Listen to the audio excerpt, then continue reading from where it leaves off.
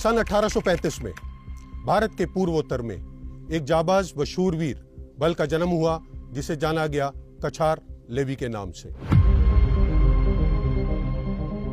समय के साथ इस बल को सैन्य पुलिस बल व प्रथम विश्व युद्ध खत्म होते होते इसका नाम पड़ा असम राइफल्स। इस बल ने तृतीय विश्व युद्ध में बर्मा में सराहनीय काम किया।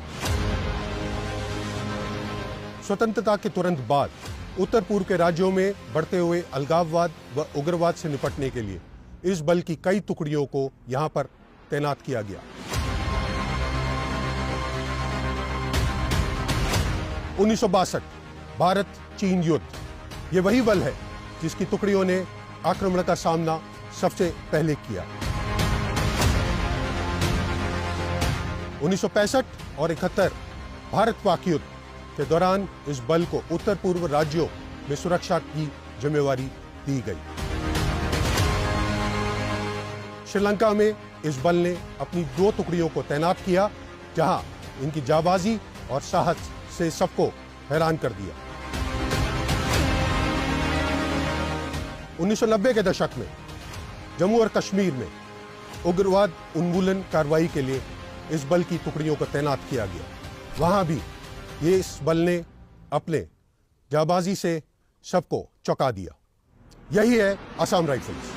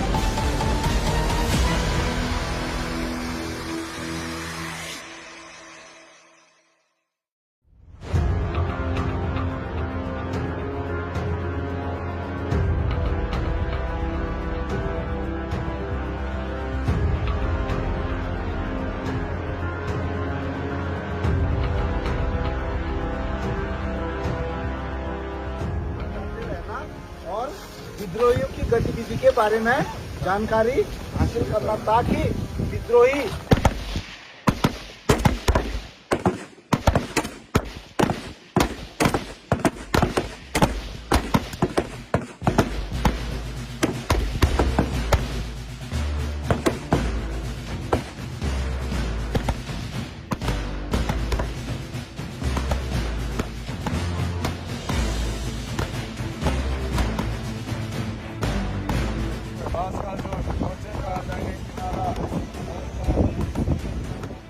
of Viman number 5042742 recruit GD RL Sebastian Anal Kawang Company. James of Viman number 5042745 recruit GD। आखिरी सांस तक इस मोर्चे को नहीं छोड़ूंगा श्रीमान।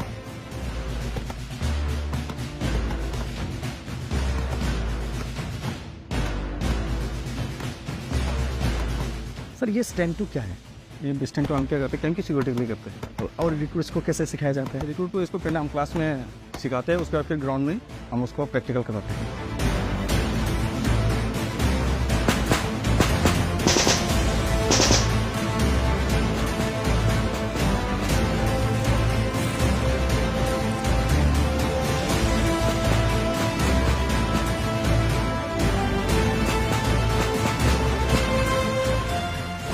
ARTCNS भी उन्हीं बड़े सैन्य ट्रेनिंग सेंटर्स की तरह है जैसे भारतीय सेना के ट्रेनिंग सेंटर्स हैं, जहां भविष्य के सैनिक और लीडर्स तैयार किए जाते हैं। हमारे यहां अफसर, JCOs और चुने गए NCOs अपनी क्षमता और अनुभव से रिक्रूट को एक ट्रेंड सैनिक बनाने की क्षमता रखते हैं।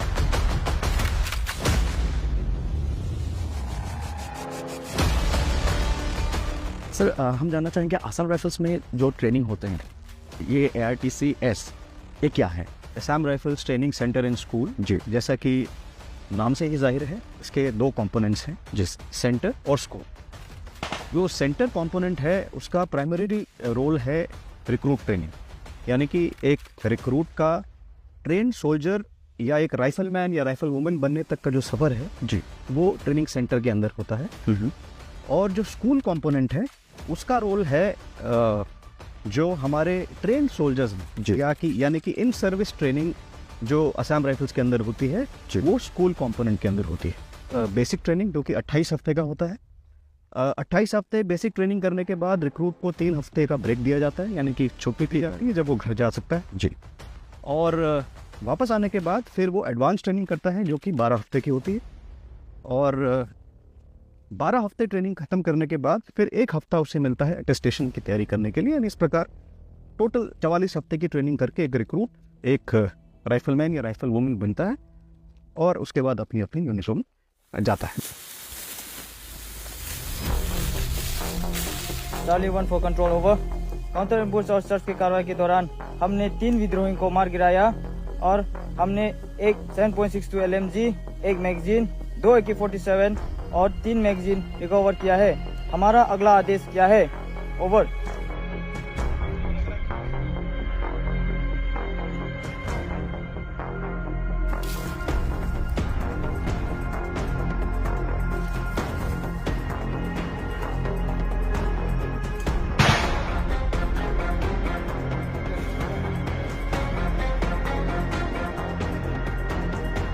Romeo 1 for control over।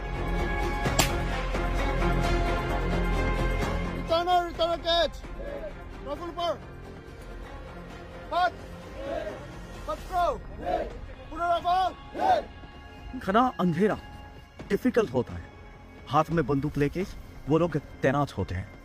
हमने जो दिखाया आपको ये इतना आसान नहीं होता है, इसके लिए बहुत ज़्यादा उन लोगों को मेहनत करना पड़ता है। हर कोई चीज़ को रात के अंधेरे में देखने का ये नज़रिया होता है, इसके लिए प्रशिक्षण मिलते हैं। और ऐसा ही एक प्रशिक्षण हम लोगों ने आज आपको दिखाया जो था एक्सरसाइज बर्बाद का प्रशिक्षण। आइए जानते हैं उन लोगों को कैसा लगा, कैसा सीख हो। साहब जय, आज हम लोग कर रहे हैं एक्सरसाइज बर्बाद। उसमें से हाइड आउट पर छुपे हुए विद्रोही को हमने मार डालने का प्रशिक्षण प्राप्त किया। ARTCN स्कूल में इस तरह का ही प्रशिक्षण मिलते हैं।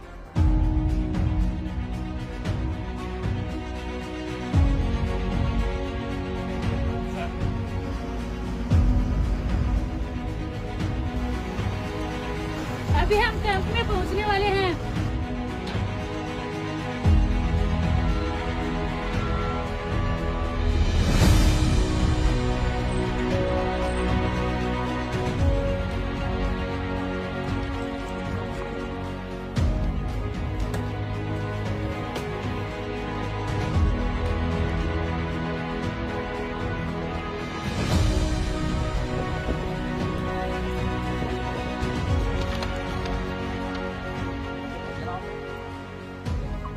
क्या होगा? राउतन सिकबरा, तजी सिकदोरा। आप कहाँ से? असम से।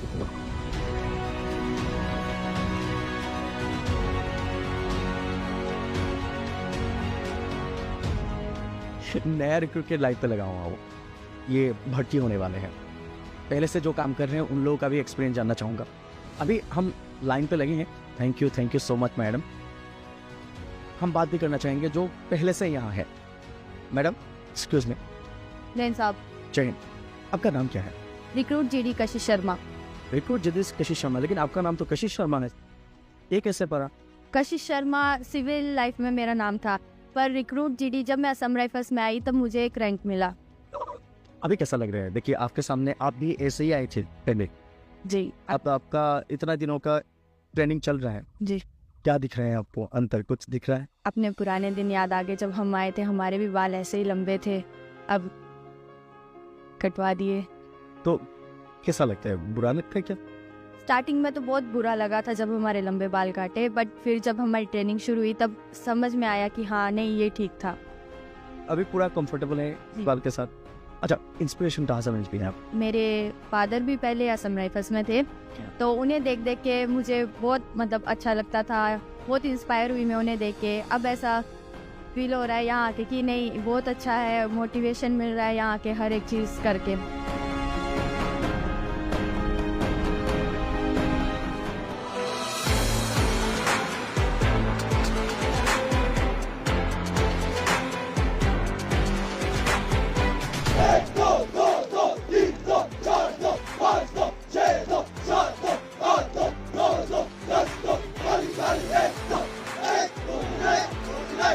सूरज उगते ही यहाँ आते हैं स्टाफ रिक्रूट्स सफिक।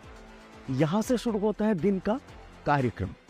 यहाँ से अलग अलग जगहों पर उन लोगों को ले जाया जाता है। जो देख रहे हैं आप रेड सॉक्स पे, वो है इंस्ट्रक्टर एक बैटलियन के, और बाकी सब उनका कमान मानते हुए दिन का ऐसे ही शुरुआत करते हैं। श्रीमान, आज की पीटी परेड के ऊपर 211 रिक्रूट, 3 बटालियन स्टाफ 80, इंस्ट्रक्टर्स 15।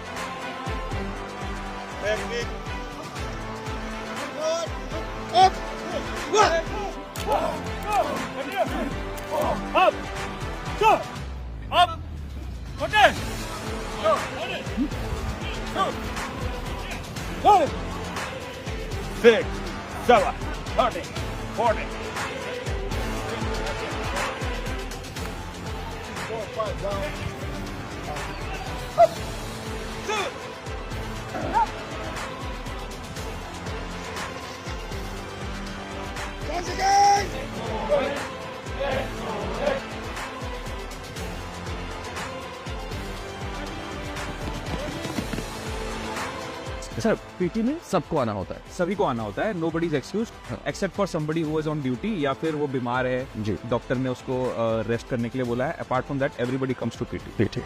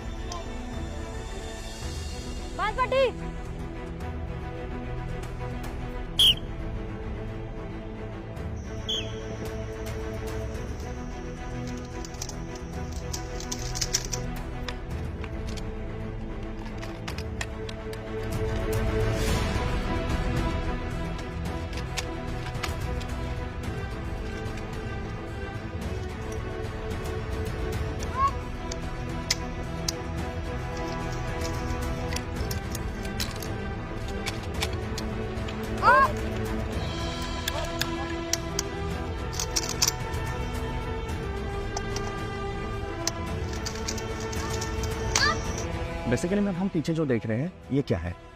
ये सर ट्यूसिटी है, जो कि मैक्सिमम क्या होता है कि हमारे जो ऑपरेशंस होते हैं वो नाइट में होते हैं जी, ठीक है। तो उस दौरान क्या होता है कि कभी कभी हमारी अंधेरा होता है, और उस दौरान रिक्रूट को या जवान को अपने वेपन की हैंडलिंग अच्छे से आना चाहिए, और वो अगर उनकी आंखों में भी कुछ हो जाता है तो क्या है, उसको बिना देखे भी वो हैंडलिंग कर सकते हैं और फायर का जवाब फायर से दे सकते हैं, और एक गोली एक दुश्मन का मुद्दा भी हासिल कर सकते हैं।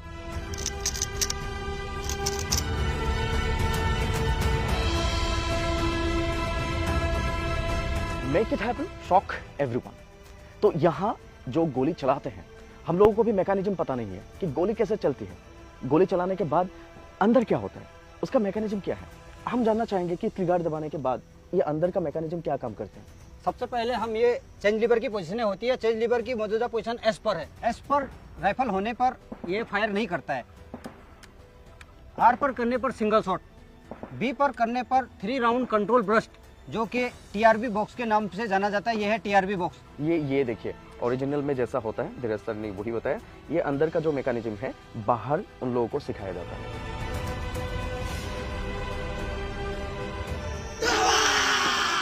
जब आप यहाँ से जंप करते हो डांस के लिए, तो दोनों पैर एक साथ जमीन पे पड़ने चाहिए, ठीक है। ये और नजर बिल्कुल सामने और कमर बेल्ट की लाइन में राइफल, ताकि आपकी नजर दुश्मन के ऊपर होनी चाहिए। क्लियर है? Okay, again.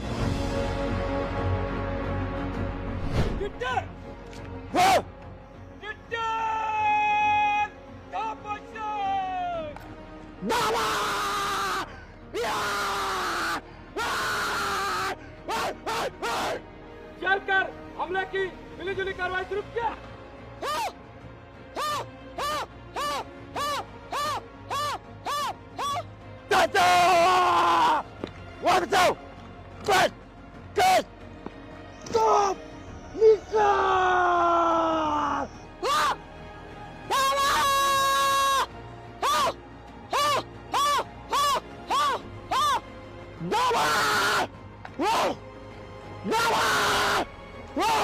ट्रेनिंग के दौरान ये जोश कहाँ से आते हैं?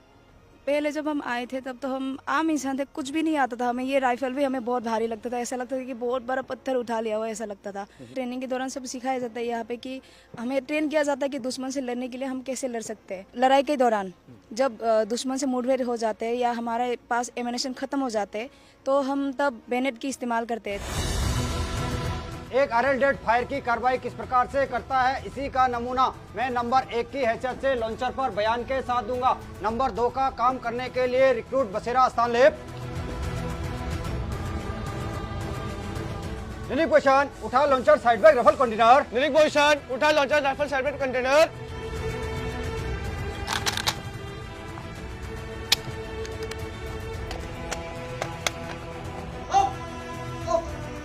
यहाँ पर टारगेट दिखाया जाता है। ऑनडेट, सामने देख, रेंज 400, खुला मैदान, मैदान के दाहिने किनारा, दुश्मन का टैंक टारगेट बर्बाद करेगा HAT से। Firing position, kneeling position, ground seat के मध्य। लीलिंग पोजीशन इख्तियार कर। लीलिंग पोजीशन इख्तियार कर। फायर के लिए हथियार मिशन तैयार कर। फायर के लिए हथियार मिशन तैयार कर। चेकबैक रिपोर्ट नंबर 2, एक HAT तैयार किया। एक HAT भर।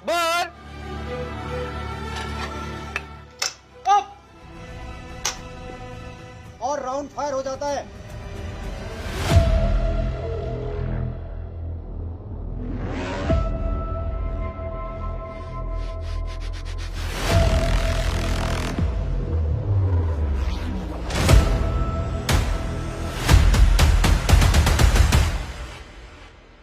सेक्शन सामने देख, लगभग 40 मीटर 9 बजे की लाइन, बास्केटबॉल का पोल नंबर 1 सी 12 डिग्री, एक LMG बंकर सी। असम राइफल्स हमेशा पहले से चप्पा जानती है सब। नॉर्थ ईस्ट में कहाँ क्या है सब कुछ जानते हैं सर। गूगल मैप से भी ज़्यादा बेहतर जानते हैं सर। इसलिए आर्मी हो या कोई भी हो सर, डिफेंस के सेक्टर में सर असम राइफल्स के ऊपर भरोसा करते हैं। ऑफेंसिव और डिफेंसिव ऑपरेशन के दौरान जी टारगेट और जमीनी निशान का बयान और पहचान करने का तरीका तो किस प्रकार से होता है, तो यहाँ पर सिखाते हैं हम। चुमी तो डायरेक्शन का उसका सूत्र दिखा लो। सेक्शन सामने देख, लगभग 120 मीटर, एक गोल दरकट। सेक्शन का मर्यादा 42 लाइन तक सेक्शन का आर्म थोड़ा दाहिने, लगभग 125 मीटर चौड़ सी 3।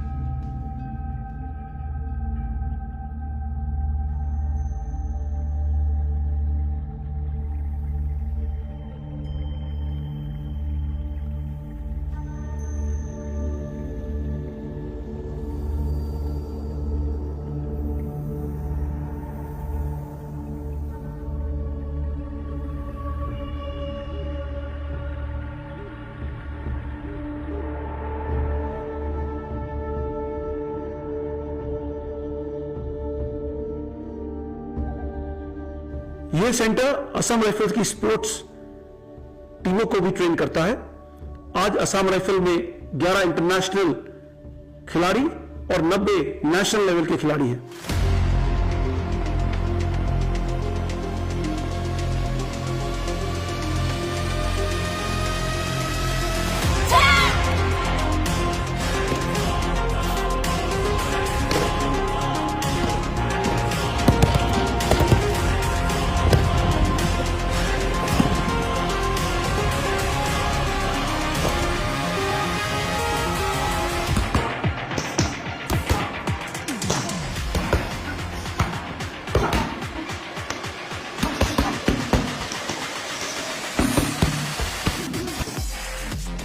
सर बस आपसे बात करना है, मतलब विकेट बॉक्सिंग नहीं करना है। सर हम जानना चाहेंगे कि यहाँ किक बॉक्सिंग भी सबको सिखाया जाता है। हम किक बॉक्सिंग या रिक्रूट को भी सिखाया जाता है और ट्रेंस वगैरह के सिखाया जाता है। जो इसका काबिल है, जो यूनिट में से जो आकर के जो उन लोगों को सिलेक्शन करके इधर रखा जाता है।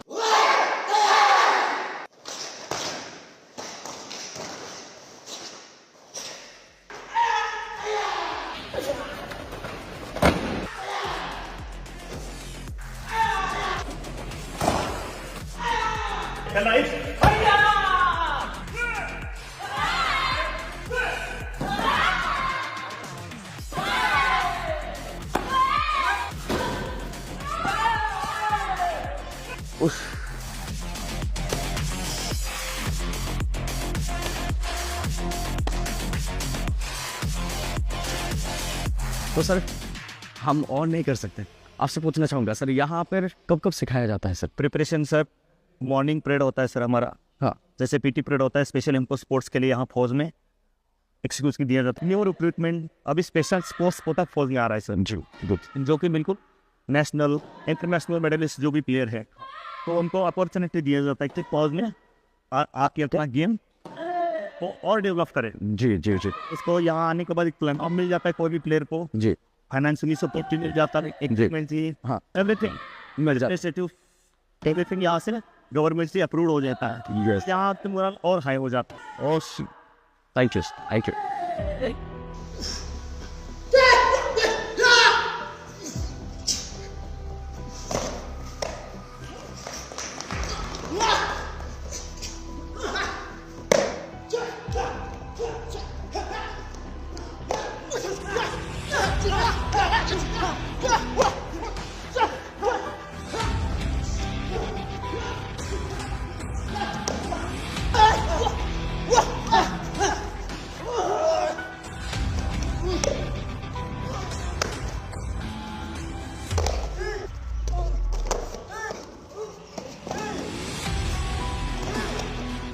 पंचक शिलाट का मतलब है आत्मरक्षा की कई तकनीकों से लड़ना। यह मार्शल आर्ट इंडोनेशिया के अंदर डेवलप हुई। असम राइफल के अंदर पंचक शिलाट टीम 26 अगस्त 2022 को बनाई गई। इसके अंदर हम striking, throwing, grappling, joint locks और वेपनरी शामिल करते हैं।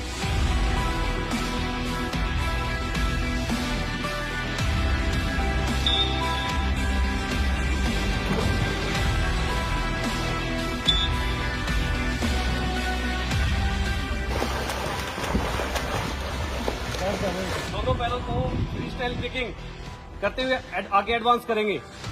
रेडी,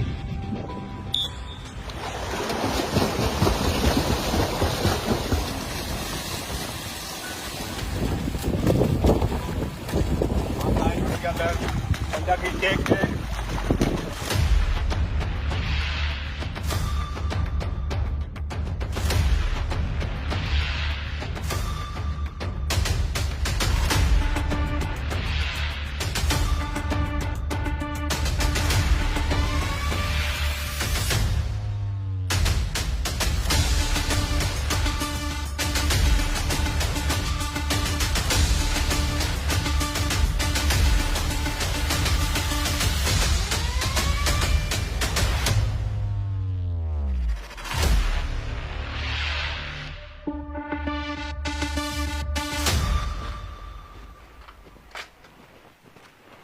सर वैसे ये प्लाटून लेके हम जा कहाँ रहे हैं सर? हम जा रहे हैं आज के लिए एक सपोज की एडीपी, हमको एरिया डोमिनेशन करना है हमारे इलाके का जी। तो सेम जंगल का इलाका है जी। हम वहाँ जाके एरिया डोमिनेशन करेंगे, जिसमें हम सबसे पहले हमारा स्क्वाड जो है आगे चल रहा है जी।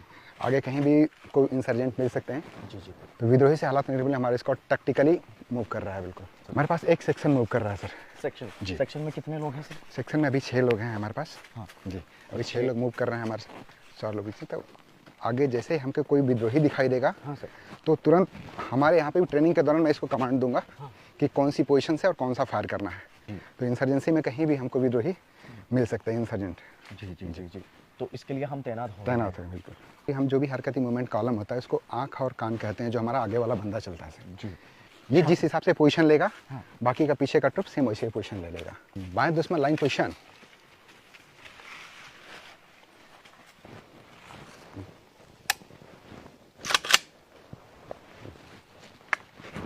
ये दुश्मन सामने टारगेट, सिंगल शॉट फायर। दुश्मन तो हमने मार गिराया, देखिए लाइव दिखा रहे हैं अंदर, ये है सिखलाई है लेकिन ये लाइव हो रहा है। हाँ खड़े हो, स्क्वाड रोटरी खड़े हो जा, मूव सेम टैक्टिकली सभी सर उनके इशारे इसके इशारे पे जैसे स्क्वाड हमारी पूरा ट्रॉली फिर अलर्ट होकर आगे अपने जहाँ पे जो हमारा टास्क है उस टास्क के लिए हम मूव कर दिए सर। आगे कहीं से विद्रोही और हमको मिल सकता है, क्योंकि विद्रोही हमेशा सिंगल कभी हो सकता है, वो 2-4 का ग्रुप आगे भी कहीं ऐसी जगह एम्बुश ला के बैठा हुआ छुपा हुआ मिल सकता है हमारे। हाँ बाएं दुश्मन लाइन पोजीशन फायर। अभी सबसे ऊपर है ये तो ये सेफ है, बीच में करेंगे तो ऑटोमेटिक फायर करेगा, और जब नीचे कर देंगे इसकी पोजीशन को यहाँ पे तो ये रिपीट सिंगल शॉट फायर करता है। अगर इसको यहाँ पे करेंगे तो ये ऑटो फायर करेगा सर, और यहाँ पे कर देंगे तो ये सेफ हो गया। अभी ये सब ये फायर रेंज के लिए बनाया गया है असम राइफल्स के लिए, आप लोग यहाँ पे इन लोगों को सिखाने के लिए? हम यहाँ पे सिखाने के लिए स्पेशल बनाया गया है। इसमें हम हमेशा जो भी रिक्रूट्स आते हैं उनकी ये ट्रेनिंग है, इसमें एक टेस्ट शामिल है।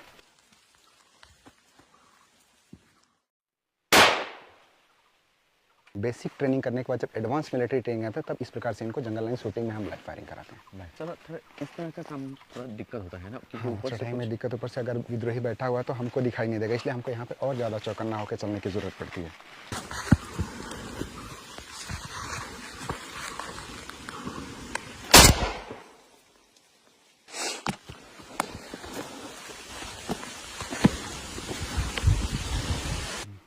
बाएं दुश्मन लाइन पोजीशन फायर।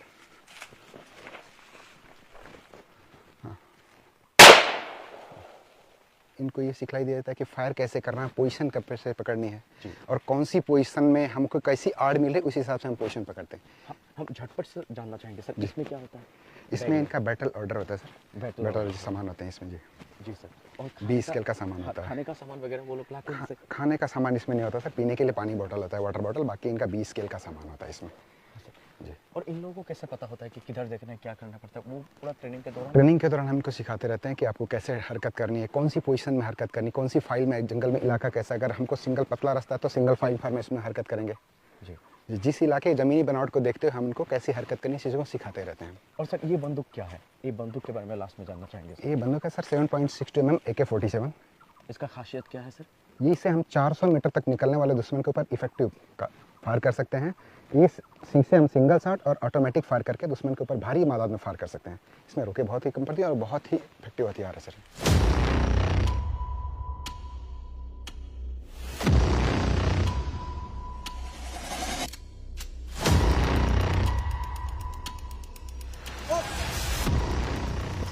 कर दिया है।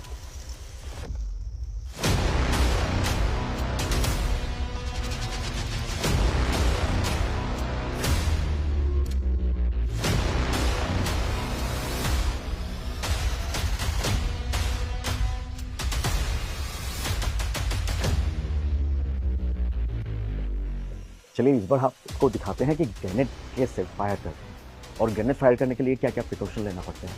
हम इंस्ट्रक्टर से बात करते हैं। सर हाँ, यहाँ ग्रेनेड फायरिंग होगा थोड़े समय पहले, कैसे तैयारियाँ किया जाती हैं और इसे कैसे फायर करते हैं? सबसे पहले फायरिंग करने से पहले हम जहाँ फायरिंग करेंगे उस एरिया को देखेंगे, नंबर 1। नंबर 2, जो फायरिंग करेंगे जहाँ से, वहाँ फायर करने के बाद वो अपना सेफ्टी को सबसे पहले देखेंगे। Number 1 leading position, water grenade up, बाय मोर, निकल फिन।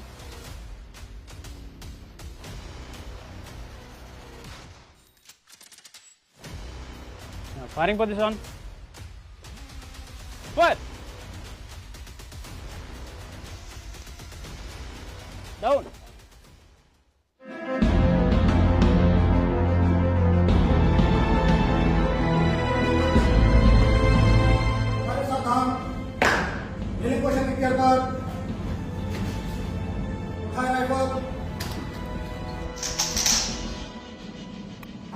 टारगेट दिखाई देता है।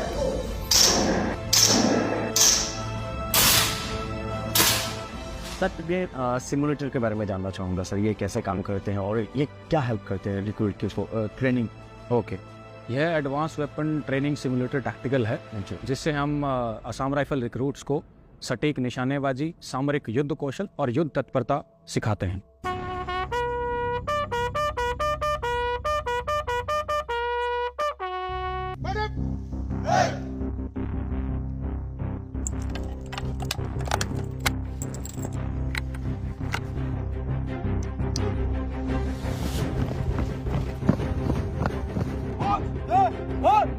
Number out. 10 nice mission.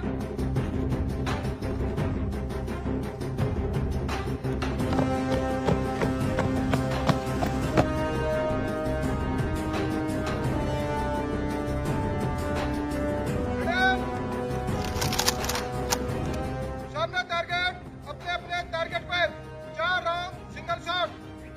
Repeat.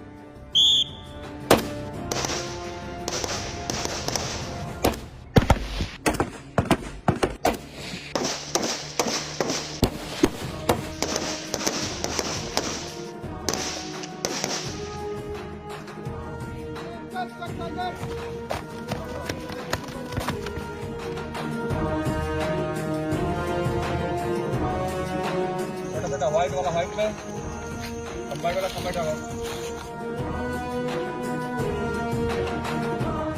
Sir हमने देखा कि यहाँ फायर हुआ, फायर होने के बाद हमने वहाँ देखा कि 1 2 3 4 5 6 7 8, उसके बाद एक रेड फ्लैग, उसके बाद यहाँ टारगेट, यहाँ सब कुछ जानना चाहूँगा। ये जो है नंबर ऊपर में लगा है, उसके बाद जो है टारगेट है, इसको जो है यहाँ से जो फायरर का सीस को अलाइन करने के लिए जो है नंबर लगाया जाता है। जो आपको टारगेट 8 दिखाई दे रहा है, ऊपर में भी नंबर प्लेट 8 लिखा होगा। रेड फ्लैग देख रहा है, ये है एमिनेशन पॉइंट। ये ग्रीन फ्लैग है आर्मर का, जो है ये है एक क्वालिफाइड उस्ताद होता है। ये हथियार की जो है टूट फूट, अगर आपके फायरिंग के दौरान जो कुछ फंस जाता है या कुछ टूट फूट हो जाता है, इस इक्विपमेंट के द्वारा ठीक करके फायरिंग को फिर शामिल किया जाता है। हमेशा जो है ये फायरिंग के दौरान जो है हमारे पास जो हमेशा मेडिकल का आपके साधन होता है। हमारा इंस्ट्रक्टर के अलावा ऑफिसर्स भी आते हैं, क्योंकि हम जो है ऑफिसर्स की निगरानी में जो है फायरिंग ट्रेनिंग सारे कराता है। कितना पॉइंट स्कोर है, रिक्रूट से जो है यहाँ पे रिपोर्टिंग के लिए ऑफिसर्स इंतजार करते हैं।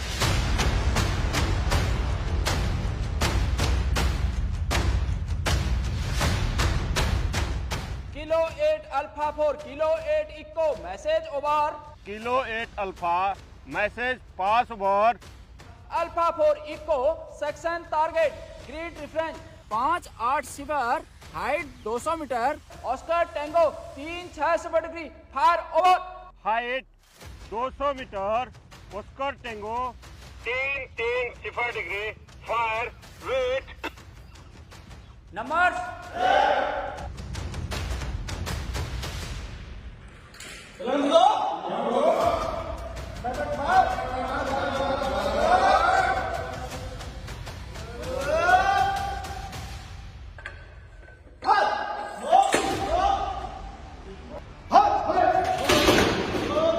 टारगेट बेसर फायर समाप्त। RB road track junction over. Over alpha target बेसर फायर समाप्त। RB road track junction wait. Number Richard आराम से तो बैठी क्लास सोचे और बताए। 81 mm मोटर से लड़ाई के दौरान कितने प्रकार का एमिशन फायर किया जाता है? राइफलमैन विकास तोमर 3 प्रकार का सर। मैम ARTC NS ये डिफू और सुखोई में क्या अंतर है basically? In fact, ARTC NS is Assam Rifle Training Center and School, as you know. ये हमारी 3 लोकेशंस में, शुकोवी, जो कि हमारा सेंट्रल हेडक्वार्टर है। देन एक बटालियन वहाँ पे शुकोवी में भी हमारी एक बटालियन है। एक बटालियन ट्रेनिंग बटालियन हमारी दीमापुर में है और एक ट्रेनिंग बटालियन हमारी यहाँ पे दीफू में। एंड साथ ही दीफू में ARTCNS which is school component, वो दीफू में है। यहाँ पे जो स्कूल कॉम्पोनेंट है उसमें स्पेशलाइज्ड विंग्स है जहाँ पे स्पेशलाइज्ड ट्रेनिंग दी जाती है जी। सेंटर ऑफ एक्सीलेंस है जिसको COE कहते हैं, सिग्नल विंग है, कोर्सेज विंग है। ओके। रिक्रूट ट्रेनिंग बटालियन संभालती हैं। एंड पोस्ट दैट जब वो अपनी पलटनों में चले जाते हैं और बाद में दोबारा हमारे पास कोर्सेज करने आते हैं, दैट इज हम इन सर्विस कोर्सेज कहते हैं, वो यहाँ के स्कूल कॉम्पोनेंट में होता है।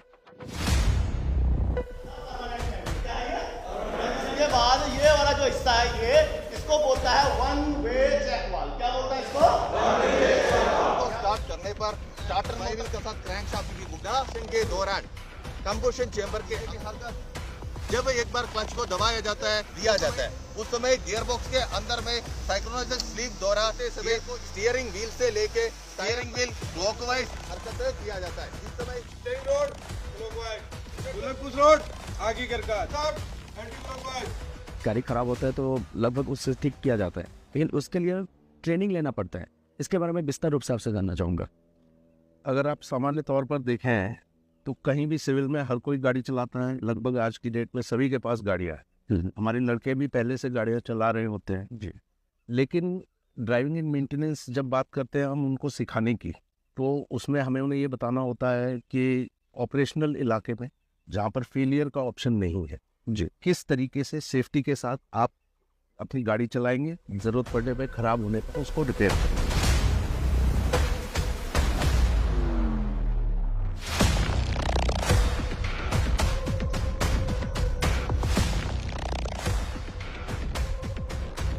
ये जो मार्किंग है ये वाली जो मार्किंग है ये मार्किंग सड़क के ठीक है, क्लियर है।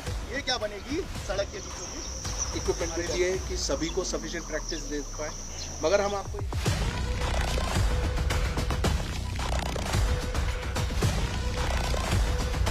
गाड़ी तो हम सभी चलाते हैं, लेकिन रोड पे जो लिखा होता है, जो साइन होता है, जैसे वाइट कलर हो गया, येलो कलर्स हो गया, ये सब का मीनिंग हमें पता है। कुछ तो हमें पता होता है, लेकिन इसका क्या मायने रखते हैं यहाँ पर हम आपको एक 3D मॉडल में दिखाना चाहेंगे। ये येलो के बीच में ये जो रेड है ये क्या? हाँ, ये जो येलो रेड बना रखा है ये है दोनों साइड, इनको बोलेंगे येलो साइड ब्रोकन लाइन। उसमें बीच में ये रिफ्लेक्टर बना दिया जाता है। ये क्या करता है, सड़क के लास्ट किनारे को दर्शाता है। ये हमेशा कैसे जो डिस्टर्ब, जैसे मान लो पहाड़ी एरिया में बैंड देना है, उन चीज़ों में रिफ्लेक्टर लास्ट किनारा, इसके नीचे या खाई भी हो सकती है या कुछ और भी हो सकता है, जिससे कि क्या होगा, ड्राइवर को आगाह हो जाएगा कि ये सड़क का लास्ट किनारा है।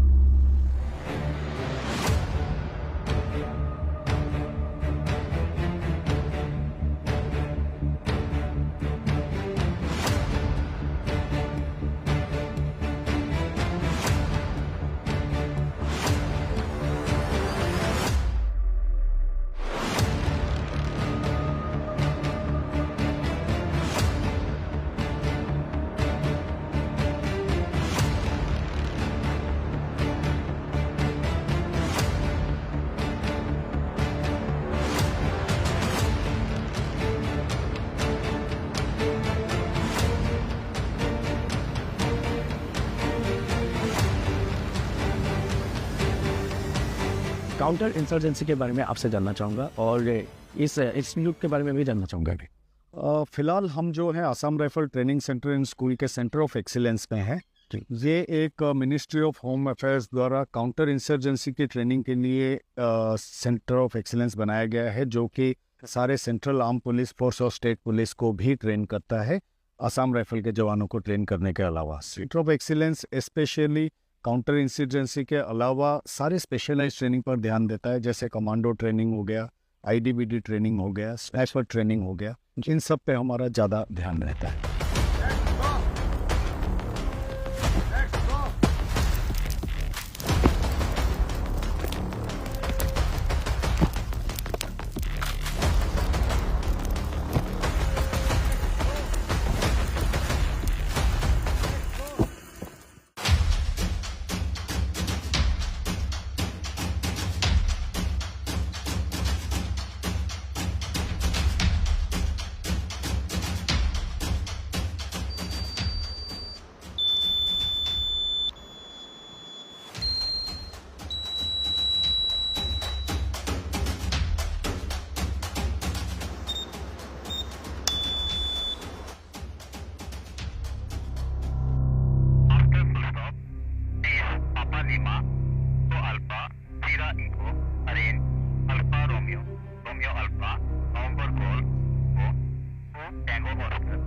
Oscar, uniform romeo, info, India november, foxtrot oscar. तो हमेशा आपको इसमें ध्यान देने वाली बात क्या है, ये जो इलेक्ट्रोमैग्नेटिक वेव्स है वो कभी भी कोई भी नेचुरल मतलब हाई पोटेंशियल लाइन के नीचे नहीं होना चाहिए।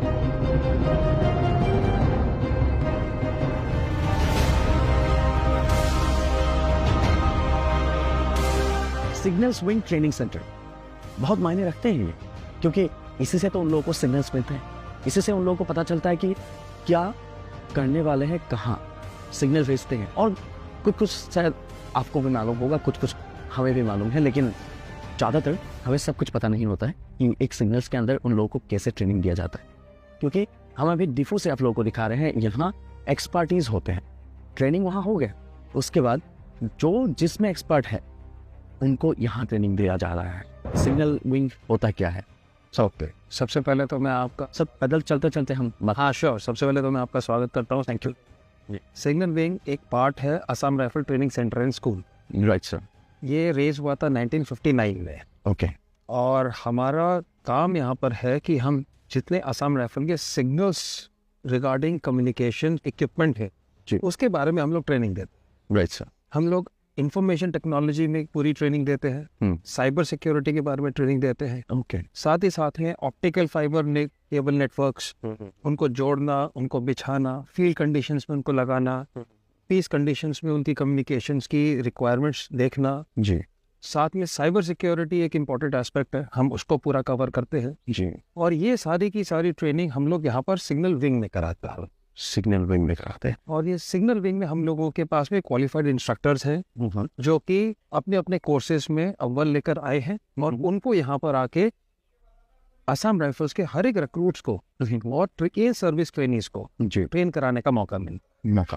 हमें जानना था सर, इधर क्या हो रहा है? वाइड बैंड डिपोल हम देख रहे हैं सर, ब्रॉड बैंड डिपोल, एक कहाँ क्या हो रहा है सर? ये हमारे पास में रेडियो कम्युनिकेशन के लिए अलग अलग एंटेनाज। जी। सो ये एंटेनाज हम लोगों को लॉन्ग रेंज कम्युनिकेशन जब देना होता है हाई फ्रीक्वेंसी के ऊपर में, सो उनके लिए एंटीनाज यूज़ होते हैं। जी। और वैसे ये हमारा एंटीना पार्क है जी, जहाँ पर हम लोगों ने अलग अलग टाइप के एंटीनाज क्या होते हैं, किस प्रकार के होते हैं, कौन से रेडियो सेट में क्या लगता है, कोई शॉर्ट रेंज कम्युनिकेशन के लिए है, कोई लॉन्ग रेंज कम्युनिकेशन के लिए है, कोई स्काई वेव कम्युनिकेशन के लिए है, उसके लिए एंटीनाज को यहाँ पर ट्रेनिंग्स को सिखाने के लिए यहाँ पर बिछा के रखा है। Right sir. जी। और सर उस रूम में क्या है sir?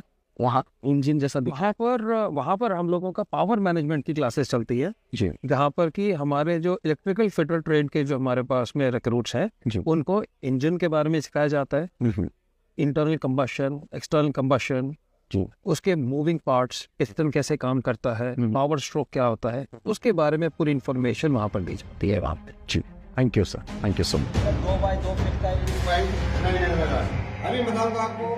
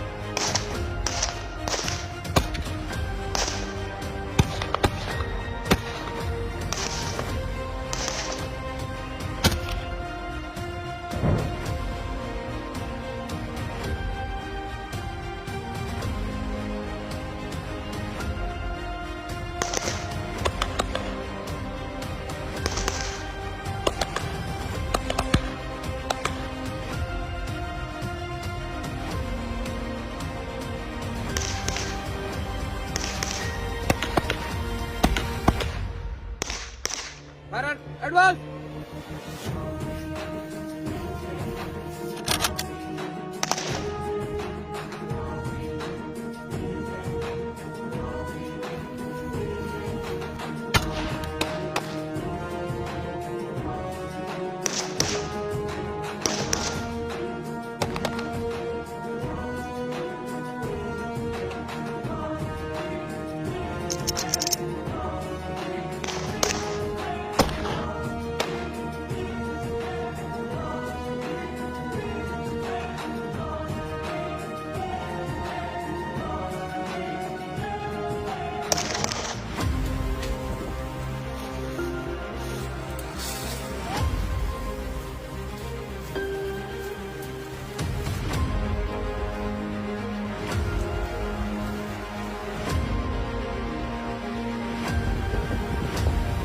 Bravo 2, pass over.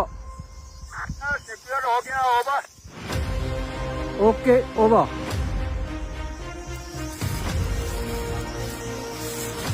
Move.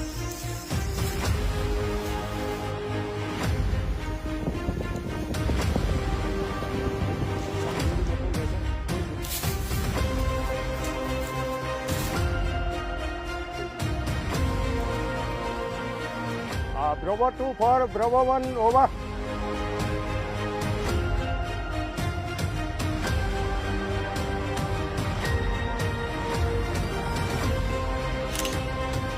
India Myanmar का बॉर्डर गार्डिंग का ये जिम्मेदारी असम राइफल्स लेती है। एसएसबी का उसी तरह नेपाल और भूटान के साथ इंडिया का गार्डिंग होता है। उसी तरह ही आईटीबीपी इंडो चाइना यानी इंडिया चाइना का गार्डिंग का जिम्मेदार होता है। और उसी तरह से बीएसएफ जो इंडिया पाकिस्तान यानी इंडिया बांग्लादेश बॉर्डर का जिम्मेदारी लेते हुए देश की सेवा करती है। पुराना वाले के साथ अभी का मिल रहा है। इसको एक बार और काटो।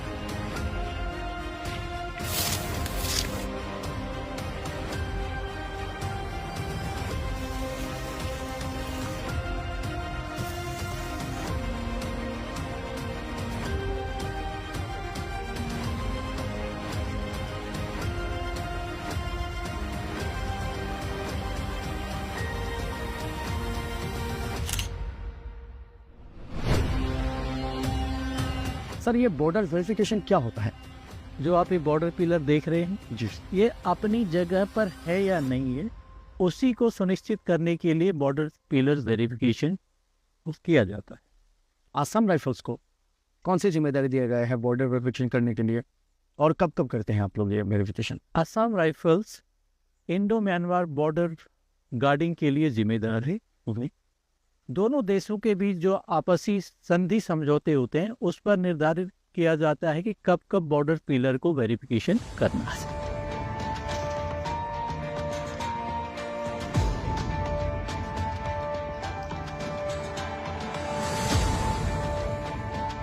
आप लोगों का अभी ये लास्ट पड़ाव है लॉन्ग रूट मार्च का 40 किलोमीटर। तो क्या आप अभी सभी रूट मार्च जाने के लिए तैयार हो? रेडी गो।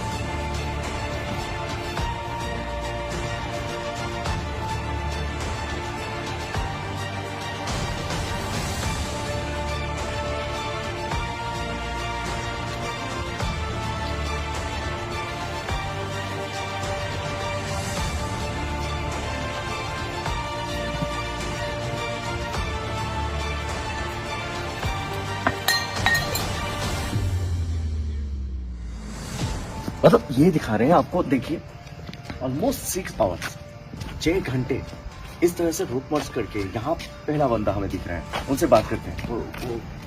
हेलो हेलो, कैसा लग रहा है? मतलब अभी थकान महसूस हो रहा है? जी साहब, आप बात नहीं कर सकते। बोलोगे? खुशी तो है, हाँ ना तो कुछ बोलो। खुशी तो है, कुछ नहीं बोल सकते क्योंकि उन लोगों के हालत खराब है और ऐसे ही जवान नहीं बनते। उन लोगों को बनने के लिए ये सब करना पड़ता है।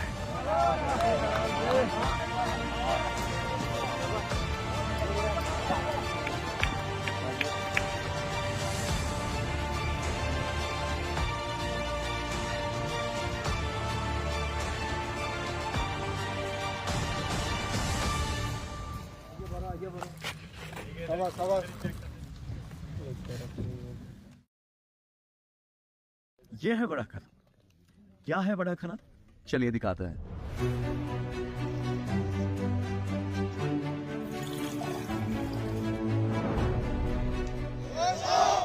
कैसे हैं आप लोग? जय हरि।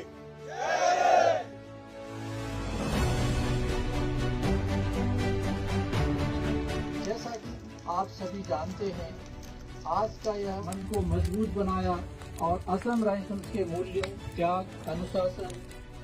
सर हमने देखा बड़ा खाना क्या होता है?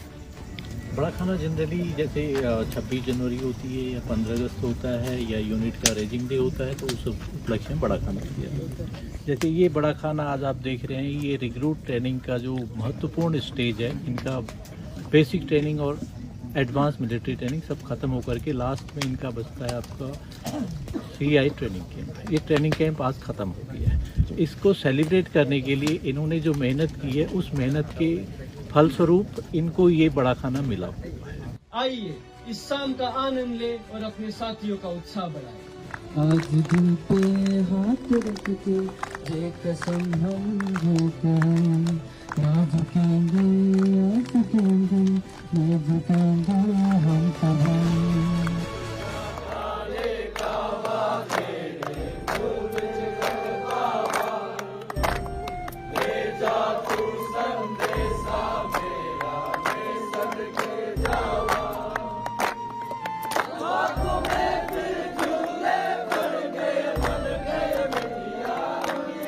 हर वक्त हर जगह